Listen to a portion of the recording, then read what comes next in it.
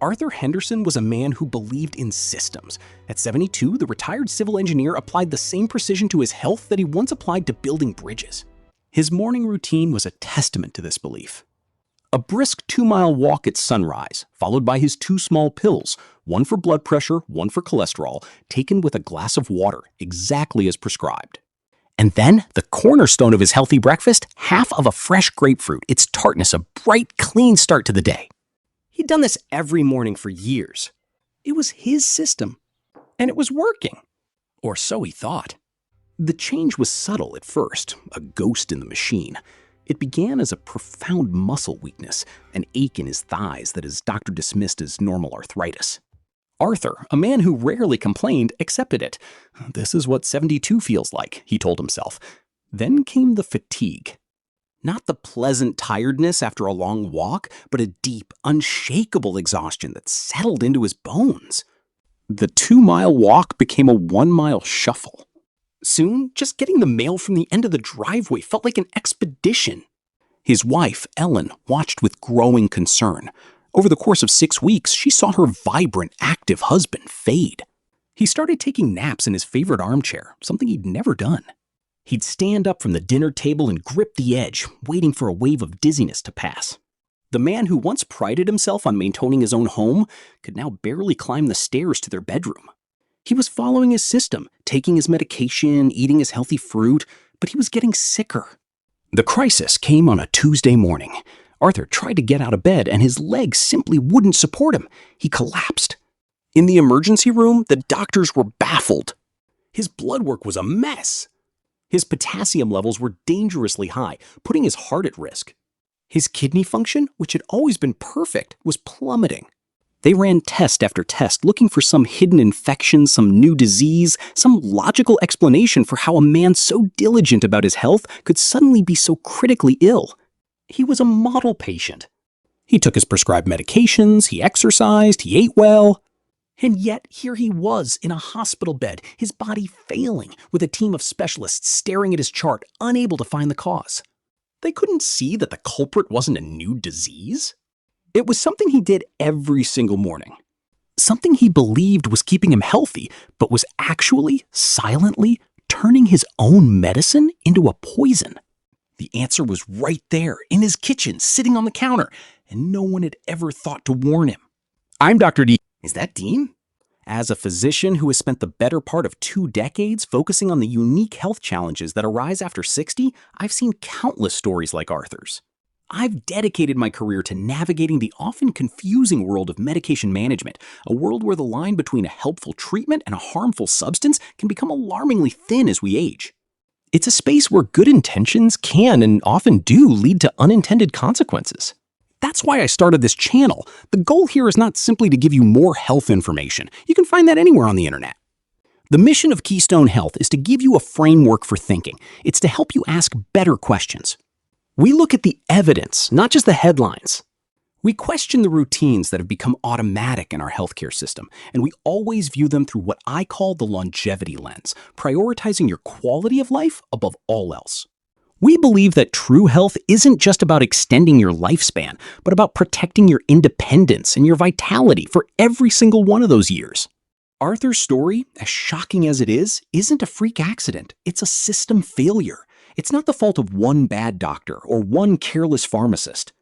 It's a crack in the system itself, a system that is brilliant at performing complex surgeries, but often fails to communicate simple, everyday risks. It's a failure to connect the pharmacy counter with the kitchen table, and when that connection is missed, the consequences, as Arthur discovered, can be devastating. On this channel, our job is to be that connection, to bridge those gaps. Because knowledge, when it's clear, evidence-based, and placed directly in your hands, is the most powerful tool you have to protect yourself. And the knowledge we're going to share today starts with a deeply uncomfortable truth, a statement that might sound unbelievable at first. It starts by looking directly at that healthy fruit on Arthur's breakfast plate. One of the healthiest fruits in the supermarket is also one of the most common and least discussed sources of medication toxicity for people over 60. This isn't a conspiracy. It's not some secret the medical establishment is trying to hide from you. In fact, it's a truth that's hiding in plain sight. It's printed in the fine text of the pharmacy information sheet that most of us discard. It might be mentioned in passing by a rushed pharmacist. But because this information is so consistently undercommunicated, because its true danger is rarely given the weight it deserves, it might as well be forbidden knowledge. It's a critical piece of the puzzle that has fallen through the cracks of a healthcare system that is very good at prescribing medicine, but not nearly as good at explaining how that medicine interacts with the life you actually live and the food you actually eat. The real danger here lies in its complexity. The grapefruit isn't the villain of this story. It's packed with vitamin C and antioxidants. It's a genuinely healthy food. Your doctor, who prescribed the medication that is keeping your blood pressure or cholesterol in check, isn't negligent. They are following established guidelines to protect your health. But the interaction between them, between that healthy fruit and that necessary medication, in a system that's too fragmented and too rushed to consistently connect the dots, creates a perfect storm inside your body. It's a biochemical accident that unfolds at the breakfast table, turning a tool for health into an agent of harm. I call this the medication magnifier effect. Think of it this way. Your body is designed to process and clear a medication at a specific, predictable rate. Your doctor calculates your dose based on that rate. The medication magnifier effect is what happens when the grapefruit essentially disables that processing system. The drug isn't cleared as it should be. It builds up. The concentration in your bloodstream can double, triple, or even more. Suddenly, that safe, standard dose you took in the morning is acting like a massive overdose. And this is happening silently every single day in thousands of homes. The resulting symptoms, the muscle aches, the dizziness, the profound fatigue that Arthur experienced, are too often dismissed by both patients and doctors as just an inevitable part of getting older. But it's not. It's a preventable interaction. So how exactly does a simple fruit do this? Which specific medications are the most dangerous? And what can you do to ensure this never happens to you or someone you love? We are going to answer all of those questions. In the next few minutes, I'm going to lay out a clear roadmap for understanding this threat, and more importantly, for eliminating it. First, we will pull back the curtain on the science. I'm going to explain precisely why this happens in your body, using a simple analogy that cuts through all the medical jargon and makes the medication magnifier effect instantly understandable. Then we'll move from the why to the what. We'll walk through the most common and critical categories of drugs on this danger list. We'll start with the statins for cholesterol, like the one Arthur was taking. We'll then move to a specific class of blood pressure drugs. And finally, we will look at a surprising third group, including medications for anxiety and sleep, where the consequences of this interaction are often tragically mistaken for irreversible signs of cognitive decline. I'll also reveal which other popular citrus fruits, including one that might be hiding in your morning marmalade, can cause the exact same problem. But this video is ultimately about empowerment, not fear. So I promise you this, at the end, I will equip you with a simple, practical tool. A clear set of questions you can bring to your next doctor or pharmacy visit to protect yourself and the people you care about, forever. We'll get into the specifics of statins, like the one Arthur was taking, but I really want you to pay close attention when we discuss blood pressure medications. I'm going to show you why one of the most popular types can become uniquely dangerous with just one glass of juice in the morning. We'll look at how this healthy habit can turn a pill meant to keep you safe into a direct threat to your stability, dramatically increasing the risk of a fall, the kind of event that can threaten your independence in an instant. And then there's the story of how we even know this is a threat. It's a story of pure scientific accident. Later in the video, I'll share how a Canadian researcher, while conducting an experiment on alcohol, stumbled upon this entire interaction. He was just using grapefruit juice as a mixer to hide a taste. What he found instead was a pharmacological bombshell that the drug companies never saw coming. But before we unpack the science of how this happens, I'm curious about something. It's a question for everyone watching, and the answers are always revealing. Has a doctor or a pharmacist ever specifically warned you about grapefruit, or any other food for that matter, when handing you a prescription? Just a simple yes or no in the comments below is perfect. You don't need to share any personal details, of course. I ask because the collection of answers to that one question paints a powerful picture. It reveals in real time just how consistently, or more often inconsistently, this critical piece of safety information is communicated. If your answer is yes, that's fantastic. It means someone on your healthcare team is taking that extra step to connect the pharmacy to your kitchen. But if your answer is no, please know you are far from alone. In fact, your experience highlights the exact reason this channel exists. It confirms that there are crucial gaps in how we talk about medication safety, and that becoming your own best advocate isn't just a good idea, it's a necessity. Your voice in the comments helps everyone here see that this isn't an isolated problem. Thank you for taking a moment to share that. Now, let's dive into the mechanism itself. To really grasp what's happening inside your body when you combine these medications with this fruit, we have to understand the central concept I mentioned earlier. This is the medication magnifier effect.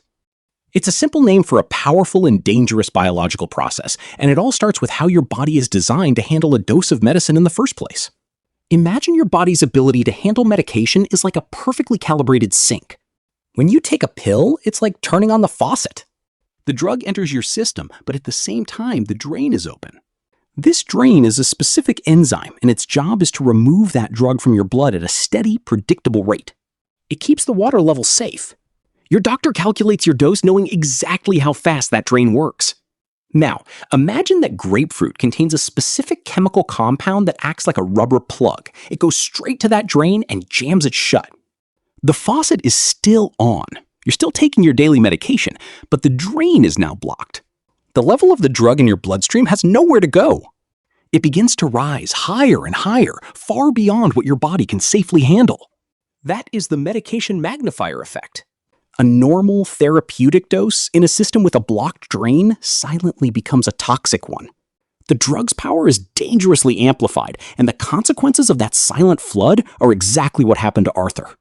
So what is this biochemical plug? What is the actual wrench being thrown into the gears of your body's metabolic engine? That biochemical plug has a name. It's an enzyme in the wall of your small intestine called cytochrome P453A4. For our purposes, let's just call it CYP3A4. Think of it as your body's master metabolic engine. It's the very first line of defense that many oral medications encounter. As a pill dissolves and begins to be absorbed, this enzyme acts like a gatekeeper, breaking down a significant portion of the drug before it can even enter your bloodstream. This is a normal, expected process. In fact, drug manufacturers and your doctor know this will happen. The dosage of your medication is precisely calculated to account for the portion that the CYP3A4 engine will neutralize. It's a finely balanced system. You take a specific dose, a predictable amount is removed by the enzyme, and the correct safe amount enters your circulation to do its job. But grapefruit, along with a few other citrus fruits, contains a class of natural compounds called furanocoumarins. And these compounds act like a biochemical wrench thrown directly into the gears of that metabolic engine. They bind to the CYP3A4 enzyme and effectively shut it down. They incapacitate the gatekeeper. The engine grinds to a halt. Suddenly, that portion of the drug that was supposed to be broken down and removed from your system isn't. Instead, it passes right through the intestinal wall and floods into your bloodstream along with the rest of the dose. Far more of the medication gets into your body than your doctor ever intended. The dose you took hasn't changed, but the amount your body sees has been dangerously magnified. This biochemical sabotage can happen to a person at any age. But the reason it creates a perfect storm for a crisis after the age of 60 has less to do with the chemistry itself and everything to do with two other factors that dramatically increase the stakes. The first is a simple game of numbers, and the second is about our body's changing ability to weather a storm. The Lown Institute reports that over 40% of adults over the age of 65 in the US are taking 5 or more prescription medications. This is known as Polypharmacy. With each new prescription, you are essentially dealt another card from the deck. The more cards you hold, the greater the statistical probability that one of them will react dangerously with that morning glass of juice. It becomes a matter not of if, but when. But the second reason is far more critical, and it has to do with our body's resilience. As we age, our ability to handle a sudden toxic shock, what doctors call our physiologic reserve, naturally diminishes. Our systems become less forgiving. An overdose that a 40-year-old's body might process with a day of nausea and fatigue could, in a 75-year-old, trigger acute kidney failure or severe liver damage. The buffer for error simply isn't there anymore. A small miscalculation can lead to a catastrophic outcome. So you have this convergence, a higher likelihood of the interaction occurring, combined with a much lower capacity to survive it unscathed. This is the heart of the risk. But the danger doesn't just stop with that initial toxic event. In many ways, that's just the beginning. The truly insidious threat is what happens when the symptoms of that toxicity are misunderstood, starting a disastrous chain reaction of medical interventions. This is how a simple side effect can trigger a prescribing cascade. The prescribing cascade is one of the most insidious threats to the quality of life for older adults. It's a slippery slope where the solution to one problem creates a second, which is then treated with a third, until a person is buried under the weight of diagnoses and medications. And it all starts with a simple misinterpretation. The cascade begins when the interaction, the medication magnifier effect, causes a side effect. For someone taking a statin, like Arthur, it might be muscle pain and weakness. For someone on a blood pressure pill, it could be dizziness. But here is the critical failure point. That new symptom is often not recognized as a side effect of the existing medication. Instead, it is treated as a brand new medical problem. The muscle pain is diagnosed as fibromyalgia or worsening arthritis. The dizziness is labeled as vertigo or a balance disorder. This leads to more tests, more specialist appointments, and inevitably, a new prescription to treat the side effect of the first drug. Now the person has taken a painkiller for the muscle aches or a medication for the dizziness. This new drug, of course, comes with its own list of potential side effects and interactions, adding another layer of complexity and risk. The root cause, the grapefruit, is never addressed because no one thinks to connect the pharmacy bag with the grocery bag. This is how a healthy person with one or two well-managed conditions can, in a matter of months, become a complex patient with multiple diagnoses, seeing multiple specialists, and taking a handful of pills each day. Their world shrinks. Their health declines.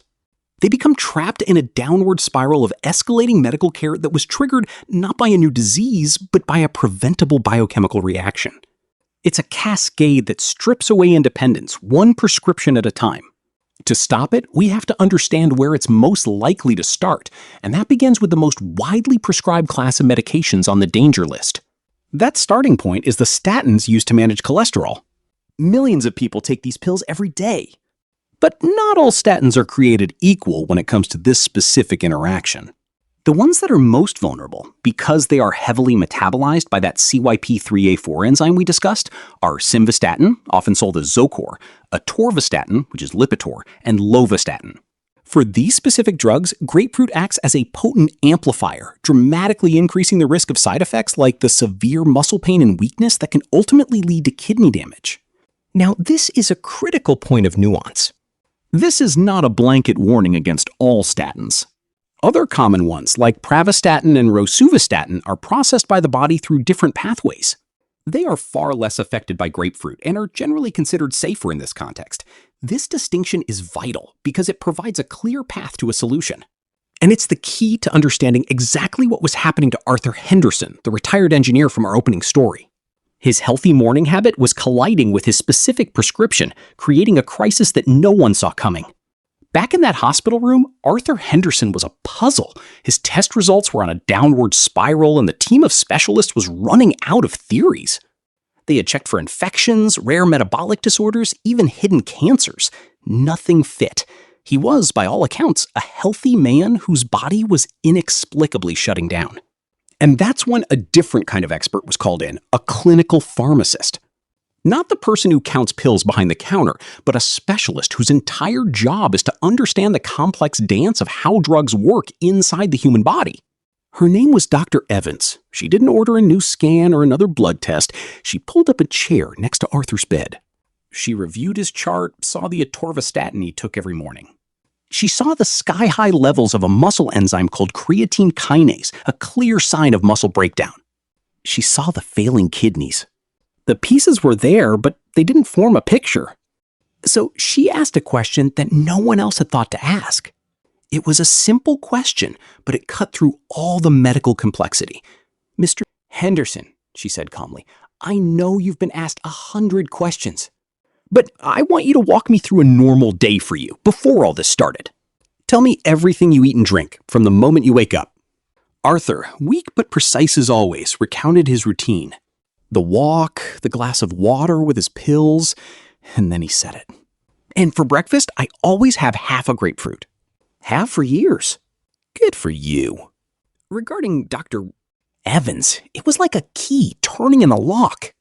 The puzzle pieces didn't just fit, they snapped together with a resounding click. The healthy grapefruit. The atorvastatin. The muscle breakdown? The kidney failure. It wasn't a mysterious new disease. It was a classic, severe drug-food interaction. It was the medication magnifier effect in action. The change in his treatment was immediate and stunningly simple. They stopped the grapefruit, of course. They temporarily held his statin to give his body a chance to clear the toxic levels that had built up. They supported his kidneys with intravenous fluids to help flush the system. There was no new, complicated drug. The most important part of his recovery was not what they gave him, but what they took away. And the recovery was just as dramatic as the decline. Within 2 days, the deep, aching pain in his legs began to subside. Within a week, the crushing fatigue started to lift. He began taking short walks around the hospital floor, his strength slowly returning. His blood work began to normalize. His kidney function crept back up day by day, returning from the brink. When he was finally discharged, Arthur felt an overwhelming sense of relief. But beneath it, another feeling was taking root. It was a mixture of shock and a quiet, simmering anger. He had done everything right. He followed every instruction, took his prescribed medication, and made healthy choices. And yet, that very diligence had nearly cost him his life. All because of a piece of fruit. He looked at his wife and asked the question that hangs in the air after every one of these preventable crises. Why? Why didn't anybody tell me? His story is a powerful illustration of the danger, but it's not just an anecdote. The interaction that put him in the hospital is a well-documented scientific phenomenon. And how we came to understand it is a remarkable story in itself, one that would forever change how we think about the relationship between our medicine and our food. This critical field of pharmacology wasn't born from a multi-billion-dollar research program at a pharmaceutical company. It was discovered entirely by accident. The year was 1989, and a Canadian clinical pharmacologist named Dr. David Bailey was conducting an experiment at the University of Western Ontario. His goal was to study the interaction between alcohol and a common blood pressure medication, felodipine. For the study to be properly blinded, he needed a way to mask the taste of the alcohol so the participants wouldn't know if they were receiving it or not. He chose grapefruit juice as the mixer, thinking it was a neutral, inert substance. But when he analyzed the results, he was stunned. The levels of the blood pressure drug in his subject's blood were dangerously, inexplicably high, 3, 4, even 5 times higher than they should have been. His first thought was that the alcohol was causing a massive interaction. But further testing revealed the astonishing truth. It wasn't the alcohol at all. It was the grapefruit juice he had used as a simple mixer. That serendipitous finding, a complete scientific accident, opened up an entirely new and critical area of drug safety research. It was a discovery the medical world didn't see coming. Today, this is not controversial or fringe science. It is established fact backed by decades of research. The United States Food and Drug Administration, the FDA, has extensive warnings and lists of affected medications on its website. Major medical journals, like the Canadian Medical Association Journal, have published numerous papers outlining the severity and scope of these interactions. The official warnings are clear and unambiguous, but what the clinical language of a warning label often fails to convey is the sheer scale of the danger. To really understand the risk, we have to move beyond the fact that an interaction exists and look at the numbers. Just how powerful is this medication magnifier effect? When a pharmacist says it can increase drug concentration, what does that actually mean for the dose your body is forced to handle? It means the difference between a therapeutic dose and a toxic one. And the numbers are staggering. We are not talking about a minor adjustment. We're talking about a radical multiplication of your prescribed dose. Let's use the specific data from the research. With some statins, like simvastatin, a single glass of grapefruit juice can increase the drug concentration in your blood by 260%. That's not a 26% increase. It's the equivalent of taking almost 3 of your prescribed pills instead of 1. Now, think about that. If your pharmacist handed you your bottle and said, take 3 of these every morning instead of the 1 pill your doctor ordered, you would immediately know something was dangerously wrong. Or consider felodipine, that blood pressure drug from Dr. Bailey's accidental discovery. With grapefruit, the levels of that drug can more than triple. Imagine your doctor telling you to take 3 times your prescribed dose of a powerful heart medication. You wouldn't do it. You would rightly question their judgment. But that is precisely the effect your breakfast can have, silently and invisibly. And the outcome of this massive unintended overdose isn't just a bit of dizziness. The medical term for the worst case scenario with a statin is rhabdomyolysis. It sounds complicated, but its meaning is simple and brutal: a catastrophic, rapid breakdown of your muscle tissue. The contents of those dying muscle cells flood your bloodstream, overwhelming your kidneys, which can trigger acute and sometimes permanent kidney failure. It's exactly what was beginning to happen to Arthur. For a younger person with robust organ function, their body might weather that storm and recover. But for someone over 60, whose kidneys may already have some age-related decline, an event like this can be the tipping point. It can be the one insult to the system that pushes them from living independently to needing dialysis for the rest of their life. The underlying risk is the same, but the consequences exponentially greater. This sounds terrifying, and it is. But the point of understanding this risk isn't to create fear. It's to create clarity. Because for this specific problem, there is an incredibly straightforward and effective solution that puts the control entirely back in your hands. So what is the solution? For this category of drugs, it is elegantly simple. If you're taking one of the affected statins, atorvastatin, simvastatin, or lovastatin, the safest course of action is the complete avoidance of grapefruit, Seville oranges, often found in marmalade, and pomelos. This isn't a timing issue. Some people believe if they eat the fruit in the morning and take their pill at night, they'll be safe. But the effect of the furanocoumarins can last in your system for up to 3 days. You simply cannot schedule your way around this interaction. This is where your power to advocate for yourself comes in. You can have a conversation with your doctor or pharmacist. You can ask them directly, given this interaction risk, would switching to a non-interacting statin like pravastatin or rosuvastatin be a suitable option for my health goals? This isn't about challenging their expertise. It's about partnering with them to find the safest possible path for your body. It is a conversation worth having, and it's one that puts you in the driver's seat of your own care. Solving the statin puzzle is a critical step, but cholesterol is only one half of the cardiovascular story for many of us. The other is blood pressure. And when the medication magnifier effect hits the pills designed to control it, the danger manifests in a completely different way. It's not a slow internal breakdown of muscle. It's a sudden external event that can threaten your independence in a single moment. Now, let's talk about that sudden external event. The next major category of drugs vulnerable to the medication magnifier effect are a specific class of blood pressure medications known as calcium channel blockers.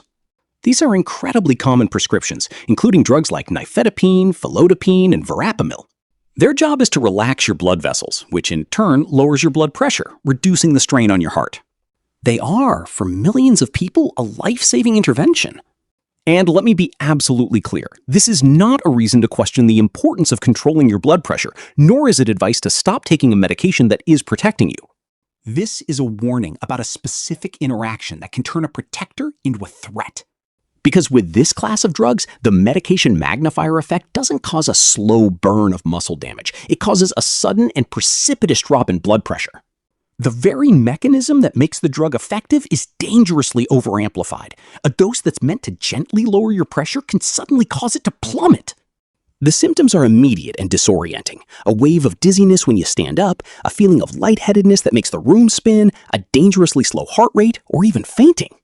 And for anyone over 60, these symptoms point to one of the greatest threats to long-term independence, the risk of a fall. A fall is not a minor event. It's a potential inflection point in a person's life. It can lead to a broken hip, major surgery, a long and difficult rehabilitation, and a permanent loss of confidence and mobility. It can be the single event that transitions someone from living independently in their own home to needing long-term care. And the insidious part is that this increased risk, this new instability, could be originating from a completely invisible interaction between their medicine and their breakfast.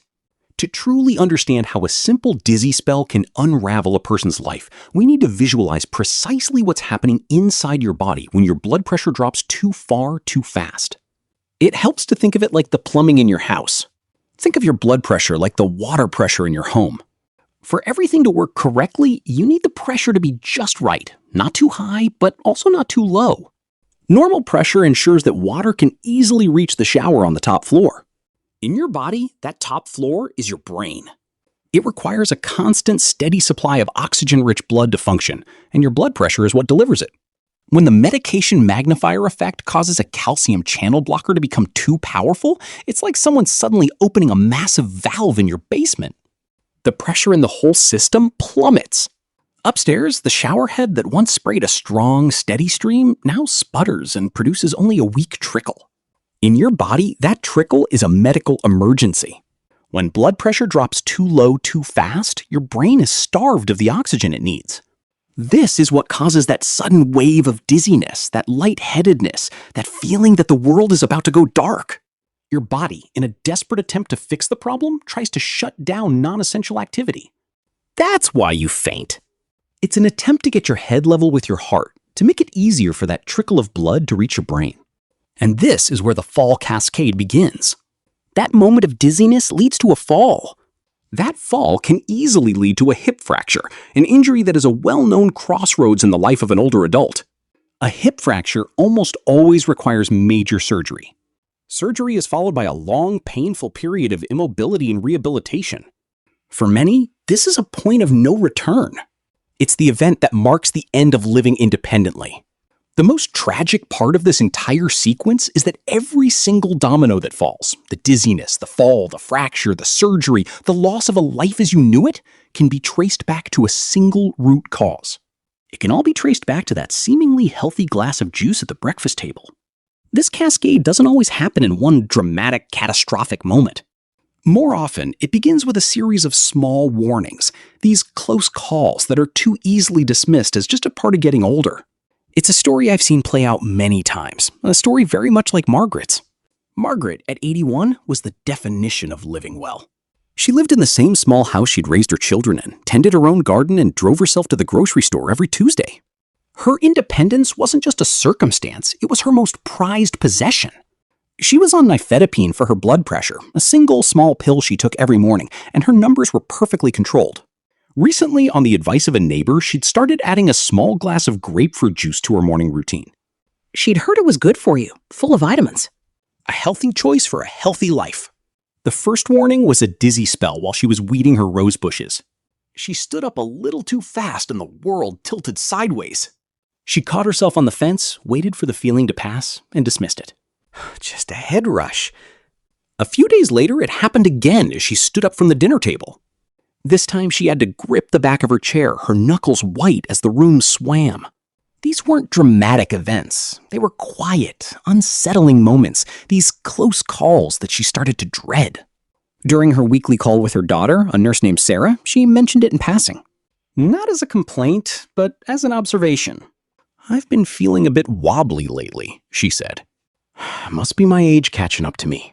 But for a nurse, a vague symptom like wobbly in an 81-year-old is a red flag.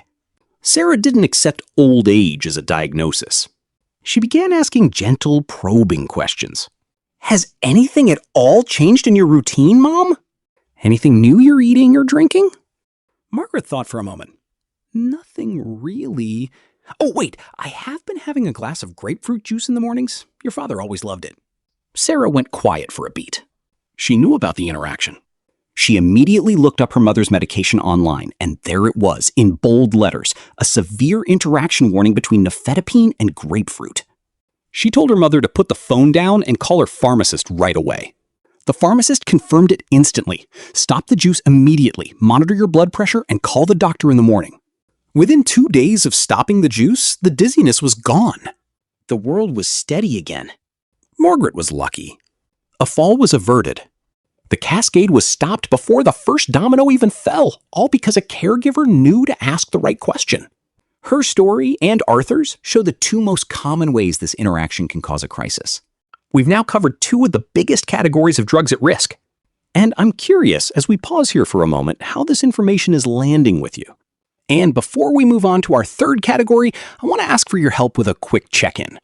On a simple scale of 1 to 5, where 1 is I already knew all of this, and 5 is this is completely new and shocking to me, what number would you give this information so far?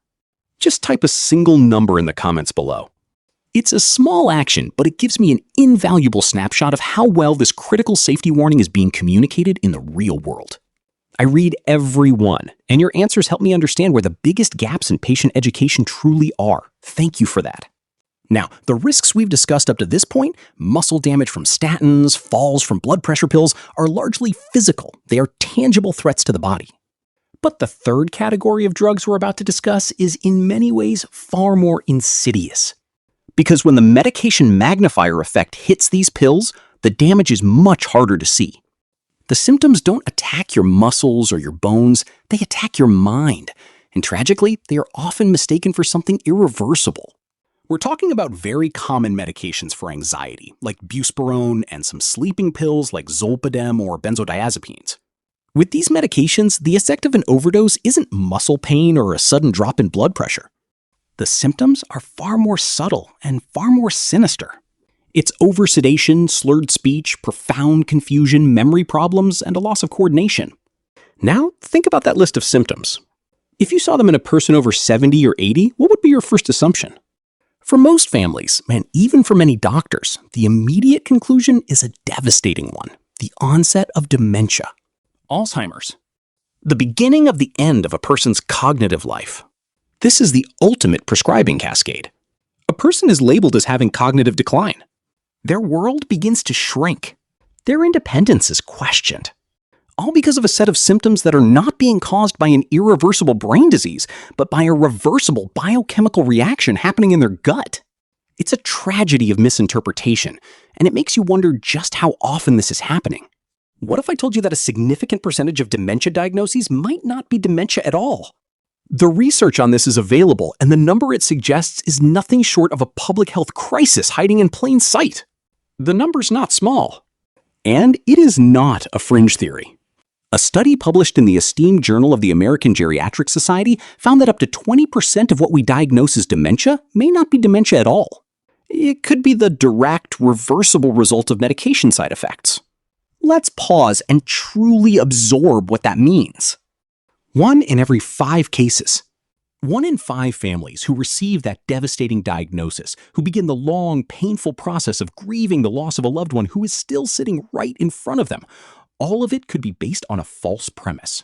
They believe they're fighting an incurable brain disease, when in fact, they may be fighting a simple, solvable biochemical problem.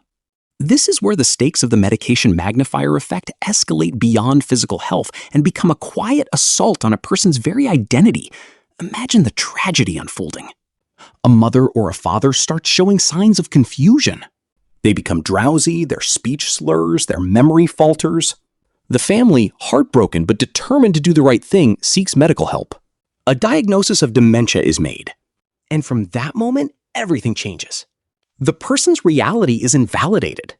The protests that they feel drugged or aren't themselves are no longer seen as legitimate complaints, but are dismissed as symptoms of the disease. Their life as they knew it is then systematically dismantled piece by piece, often with the best of intentions. First, the car keys are taken away. Then, control over their finances is transferred to someone else. Eventually, the heart-wrenching decision is made to move them into an assisted living facility or a nursing home for their own safety. Their independence is stripped away, their autonomy is gone, and they are left in a state of medicated confusion, all because of a symptom that could have been triggered by an interaction that started with a piece of fruit at their kitchen table. This isn't just a medical error, it's the theft of a person's final, precious years of selfhood. It's a preventable tragedy that exchanges a person's dignity for a diagnosis. This misstep isn't a single event, it's the first domino to fall in a devastating chain reaction. It is the start of a cognitive cascade that, once it begins, is incredibly difficult to stop. It begins the moment that drug-induced confusion is given a new permanent name. A name like dementia. Once that label is applied, it creates a powerful lens through which every future action is viewed. A forgotten name is no longer a simple slip of the mind, it's a confirmation of the diagnosis. A moment of drowsiness isn't seen as oversedation, it's a sign of the disease progressing. From there, the loss of autonomy accelerates, often with the best of intentions from a worried family. The first step is frequently the loss of driving privileges, a deeply symbolic moment that represents the first major loss of independence. Next comes financial autonomy, as control over bank accounts and bills is handed over to a son or daughter just to be safe. The world of the individual begins to shrink, their role reduced from a capable adult to a person who needs to be managed. But the cascade often doesn't stop there. It can enter a truly dangerous phase if the person's confusion leads to agitation or what are called behavioral symptoms. In reality, these are often just the predictable side effects of being over-medicated. But through the lens of a dementia diagnosis, they are seen as part of the disease. This can lead to the prescription of powerful antipsychotic medications, drugs with severe side effects of their own, to manage the behavior. Now, the person is trapped in a chemical prison, their true personality buried under layers of interacting drugs.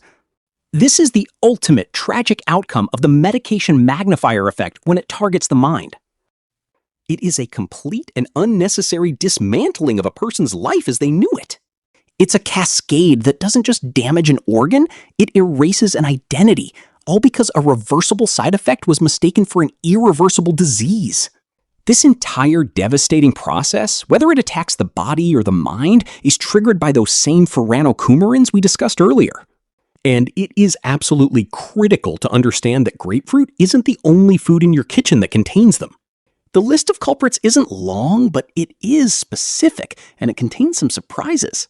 The most important one, especially for anyone in the UK or who enjoys traditional preserves, is the Seville orange. These are the bitter oranges almost exclusively used to make marmalade. So while you may never buy a Seville orange to eat, it could very well be in that jar on your breakfast table, acting in the exact same way as a fresh grapefruit. The other two to be aware of are pomelos, a large citrus fruit native to Southeast Asia, and tangelos, which are a hybrid of a tangerine and a pomelo. Because they are part of that same family tree, they carry the same furanocoumarins that block that critical CYP3A4 enzyme. The rule is simple. If it has grapefruit or pomelo in its lineage, it should be avoided if you're on an interacting medication. Now, this is not a declaration of war on citrus. I want to be very clear about that. The vast majority of citrus fruits are perfectly safe and incredibly healthy. Sweet oranges, like Navel or Valencia, do not cause this interaction. Neither do tangerines, clementines, lemons, or limes. The solution here isn't to fear fruit, it's to be precise. It's about making a simple substitution, switching from marmalade to strawberry jam, or from a pomelo to a navel orange. And the need for this precision extends beyond the drug classes we've already discussed. The list of medications affected is vast. It includes critical immunosuppressants that organ transplant patients rely on to prevent rejection, a situation where a toxic overdose could be catastrophic. It includes some drugs for erectile dysfunction, some antihistamines for allergies, and even some cancer therapies. The sheer breadth of the list is why this isn't just a minor piece of trivia, it's a fundamental principle of medication safety. So the pattern seems clear, right? These specific fruits block an enzyme, which makes certain drugs more powerful, a simple one-way street of interaction. But the body's chemistry is rarely that simple. It is full of checks and balances and surprising twists.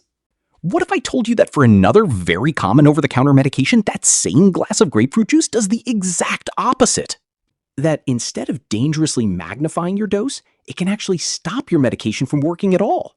This is the ironic and often overlooked other side of the story. But here is where the story takes a truly ironic twist, revealing just how unpredictable biochemistry can be. Instead of jamming the metabolic drain and making the drug too strong, it blocks the very doorway the drug needs to enter your bloodstream in the first place. This happens with the popular allergy medication fexofenadine, which you probably know as Allegra.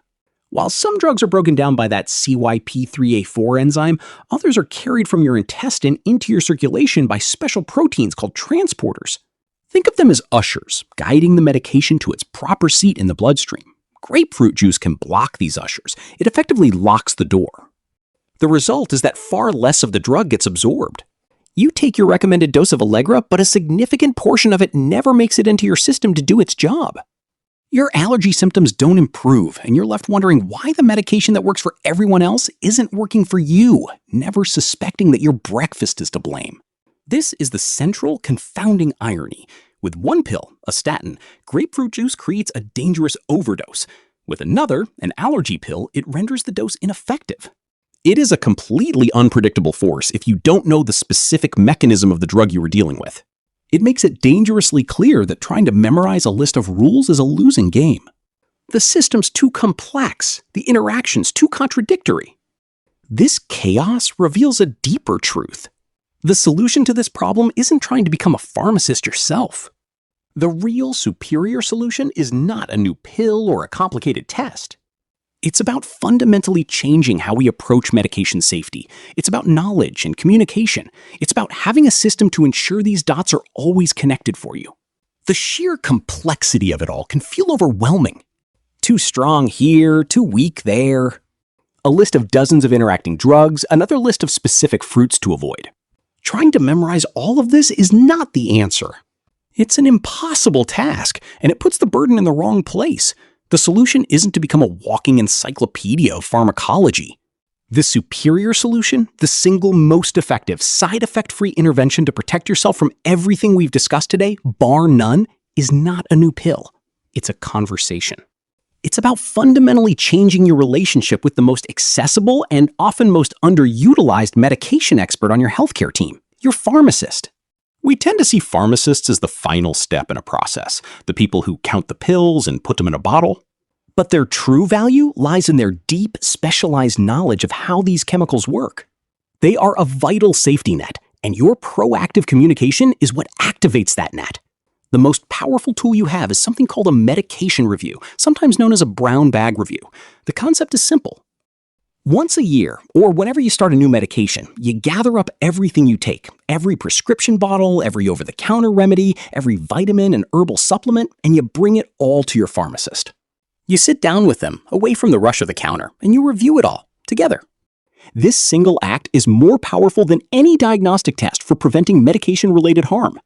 It creates a space for the exact questions that get missed in a busy doctor's office. It closes the communication gap that allowed Arthur's and Margaret's crises to develop. This simple, non-medical act puts you back in the driver's seat. It's the ultimate tool of prevention. It stops the prescribing cascade before it can start. It prevents the cognitive cascade by identifying the root cause of the confusion. It empowers you to build a system of safety around yourself that is more reliable than any warning label. This simple conversation is the most effective safeguard you have. Which begs a very important question. If the solution is this straightforward, why aren't we all doing it? Why isn't this standard practice? Why, in a system that is supposed to be designed to protect us, does this critical, life-altering information so consistently fall through the cracks? The reason this happens is not a single point of failure, but a quiet, systemic breakdown. It's a paradox where no one is the villain, yet the potential for harm remains. First, let's look at your doctor's appointment. In a 15-minute visit, the focus is tightly locked on your primary complaint, the blood pressure reading, the cholesterol result. Your doctor isn't trying to hide this from you. They are operating under the reasonable assumption that the detailed counseling on food interactions will be covered by the pharmacist and reinforced by the warning sticker on the bottle. They solve their piece of the puzzle and trust the next person in line to solve theirs. Then the prescription goes to the pharmacist, our last line of defense. But they are often facing immense pressure, filling hundreds of prescriptions a day while fielding phone calls and navigating insurance. They might mention it, a quick avoid grapefruit with this one, but in the rush, that warning can be delivered without the weight it deserves. This may be perceived as a casual suggestion rather than an essential safety instruction. And finally, there's our role as patients. We are conditioned to ask if a new medication will interact with our other pills. We ask about common side effects. We almost never think to ask if it interacts with our breakfast. The system depends on these 3 points of contact, but it's a fractured chain of responsibility. This leads to the great paradox of modern medication safety. The system is designed with safeguards, but they are safeguards that have become almost invisible through overuse and human nature. Think about the warning sticker on the prescription bottle. It's there, but it's surrounded by other stickers for refills, for the pharmacy's address, for the dosage. After a while, these warnings become white noise, a part of the landscape of the bottle that our brains learn to filter out. It's a phenomenon known as alert fatigue. The more you're warned, the less you listen. Then there is the verbal warning. Even when it is delivered perfectly by a pharmacist, what happens in the minutes that follow? You're gathering your things, thinking about traffic, planning what to make for dinner. By the time you get home and unpack your bags, that crucial piece of information, a single sentence about a piece of fruit, can easily be forgotten. The system has technically fulfilled its duty to warn you, but the warning itself never truly lands. This is the communication catch-22. The safety net is in place, but we have all learned for various reasons how to slip right through it. And the sheer scale of the information makes it impossible for anyone to rely on memory alone. The list of medications known to interact with grapefruit is now over 85. According to researchers, at least 43 of those have the potential to cause serious, life-threatening side effects. No patient can be expected to remember that list. And frankly, with the thousands of drugs on the market, no doctor or pharmacist can be expected to have every single food interaction at the front of their mind for every single patient. This is why a system that relies on passive warning is destined to fail. It places the burden on a flawed and overwhelmed system. A better system, a safer system, is one built on active inquiry, the kind of inquiry that you are empowered to initiate. The number of people at risk is staggering. We need to look at the bigger picture. I could tell you another story right now. I could describe a man named Frank who was put on an anti-anxiety medication and after starting a new grapefruit diet became so confused and sedated, his family thought he'd had a stroke. The story is real and it is tragic. But I'm not going to tell it. Because to reduce this to one more anecdote would be a disservice to the sheer scale of the problem. It would suggest these are isolated incidents, unlucky accidents. They are not. They are the predictable outcomes of a systemic blind spot. The real story isn't about one person. It's that millions of people right now are taking a medication that has a known, documented interaction with these fruits. The FDA's list of these drugs isn't a short memo, it is pages long and growing. The real story is the vast, uncountable number of people who are currently suffering from side effects that are being misdiagnosed. So the real question becomes this: how many cases of unexplained muscle pain in our communities are not unexplained at all? How many falls attributed to old age were actually triggered by a preventable drop in blood pressure? How many devastating diagnoses of cognitive decline were in fact the reversible symptoms of a drug interaction? We will never know the true number. The data doesn't exist. It's a silent epidemic, lost in the noise of 1,000 other diagnoses. But here's the empowering truth. We don't need to know the exact number to solve the problem for ourselves. We can't fix the past for those who have already fallen through the cracks. But we can build a firewall to ensure it never happens to you. And that firewall isn't built with more medicine, it's built with better questions. So let's build that firewall. I want to give you that practical tool right now. At the very beginning of this video, I promised I would equip you not just with knowledge, but with a clear plan of action. This is that plan. It's a protocol you can use at every doctor's appointment or pharmacy visit from this day forward. I call them the 5 empowering questions. Now, I want to be very clear about what these questions are and what they are not. They are not aggressive challenges. They are not designed to put your doctor on the defensive or to imply that you know more than they do. Quite the opposite. They are carefully crafted conversation starters. They are designed to open a door that is often left closed by the pressures of a busy clinic. They signal to your healthcare provider that you are an engaged, informed partner in your own care, the exact kind of patient every good clinician wants to work with. This is your personal script for ensuring this critical conversation happens every single time. I strongly encourage you to write these down. Put them in the Notes app on your phone or on a small card you keep in your wallet. Have them ready, because using them transforms you from a passive recipient of instructions into an active co-creator of your own safety plan. They are the keys that unlock the dialogue that the system, left to its own devices, so often fails to initiate. These 5 questions are simple, they're respectful, and they are incredibly effective. Are you ready? Let's walk through them, one by one. Beyond other drugs, are there any specific foods, drinks, or supplements I need to be careful with while taking this medication? It's simple, it's open-ended, and it's non-confrontational. The power of this question is in its breadth. By saying beyond other drugs, you are signaling that you understand the basics of drug-drug interactions, and you are now seeking a deeper level of knowledge. The inclusion of foods, drinks, or supplements specifically opens the door to the grapefruit conversation, but it also covers other critical interactions, like those with leafy greens for people on blood thinners, or St. John's wort for people on antidepressants. This question respectfully invites your doctor or pharmacist to be the expert and to share their knowledge with you. It frames you as a thoughtful, diligent partner in your own care, not as someone who is challenging their authority based on something you vaguely remember reading online. It's the perfect, low-friction way to begin this essential dialogue. I've read a little about the CYP3A4 enzyme. Is this medication one that uses that pathway? This is the informed question. It elevates the conversation instantly.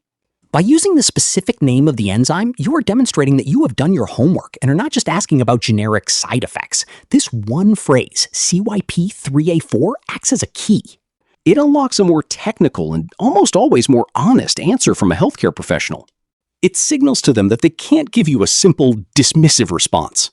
They know that you know what you're talking about. This question gently nudges them to switch from patient education mode to professional colleague mode. They are more likely to think through the biochemistry and give you a specific, nuanced answer, rather than a generic eat a healthy diet.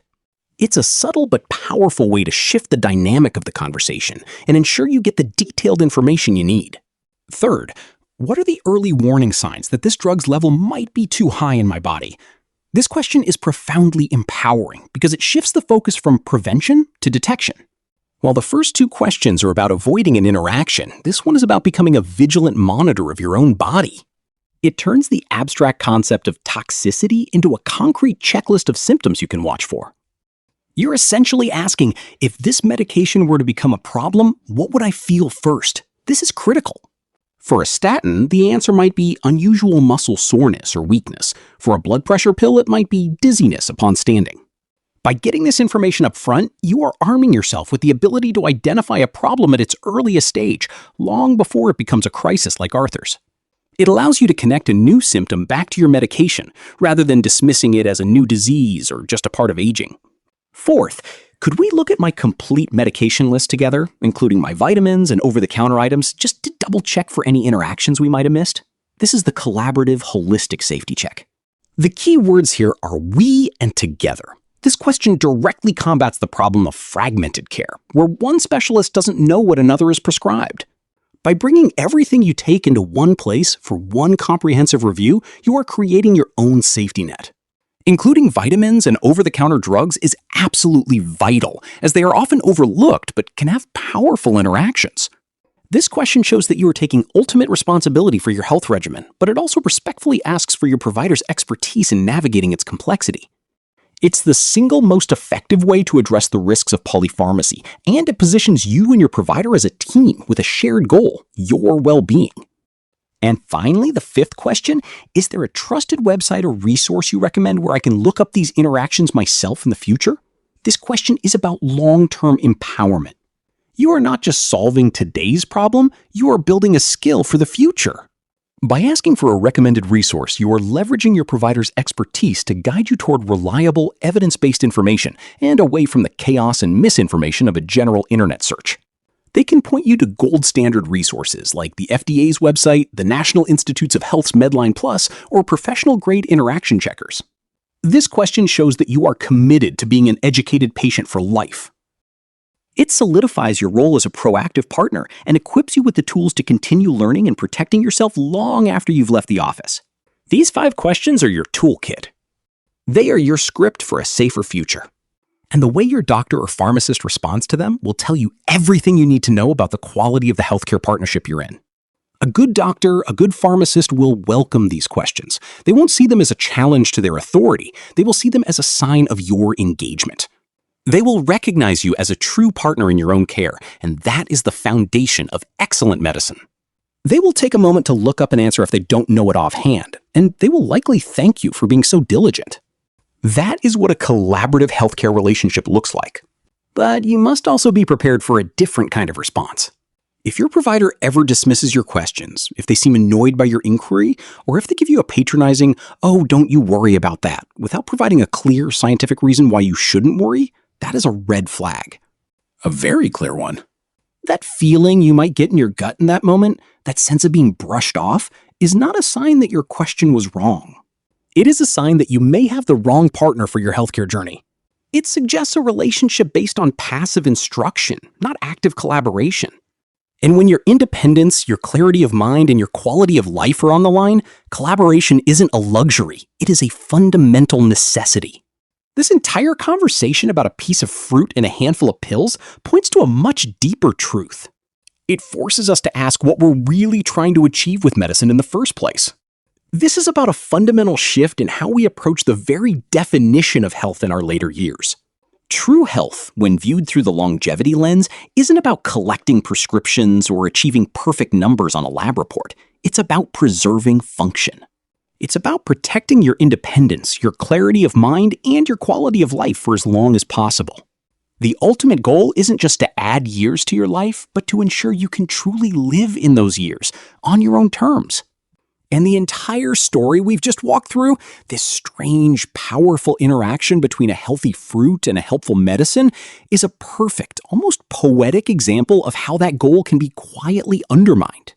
The medication magnifier effect is a stark reminder that something seemingly small, something that happens in the quiet moments of your morning routine, can have a monumental impact on your ability to live well. It shows us that there is a profound difference between medicine that finds problems and medicine that helps you live. This is the core philosophy of everything we do on this channel. It's the recognition that medicine is not an isolated event that happens in a sterile clinic. It's a constant, dynamic interaction between a chemical and a life. It happens in the context of our homes, our habits, our kitchens, and our breakfast tables. A prescription is only one half of the equation. The life it enters is the other half. When the medical system only looks at its half, ignoring the context of yours, preventable crises like Arthur's and Margaret's are not just possible, they become inevitable. Real empowerment, the kind that truly protects your independence, comes from seeing that whole picture. It comes from having the courage and the knowledge to connect the dots that the system is too fragmented to connect for you. It's the understanding that the most powerful question you can ask is not, what pill should I take, but how will this pill interact with the life I actually live? If this commitment to asking better questions to get better care resonates with you, and if you believe that you deserve to be the most powerful and informed person on your own healthcare team, then I invite you to subscribe. By clicking that button, you're doing more than just getting an alert for a new video. You are making a commitment to a different way of thinking about your health. Every single week, we release a new video designed to do exactly what we did today, to look beyond the prescription pad, to translate the dense medical evidence into clear, actionable knowledge, and to give you the specific tools you need to become the most powerful advocate for your own health. We question the routines, we examine the evidence, and we always view medicine through that longevity lens, focusing on preserving your independence and quality of life. Join us on this journey.